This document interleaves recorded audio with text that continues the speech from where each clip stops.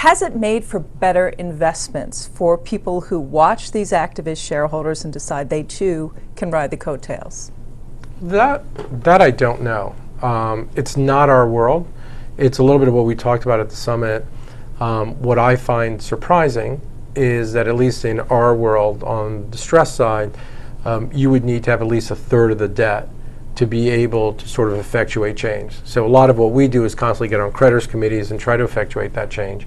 I think on the activist side, people will own 1% or they'll own 2 or 3 or 4, whatever the number is, and they seem to be able to sort of bring about change, even though they don't own as much of that equity. I don't know how beneficial it is. I'm sure it is, but I just haven't followed it.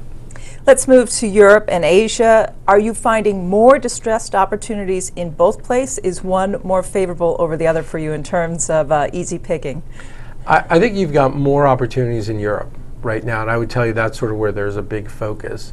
I think you can focus on Southern Europe. I think you can focus on Northern Europe. I think on Northern Europe, especially on the direct lending side, because banks are deleveraging, you have this big opportunity there to sort of fill that vacuum.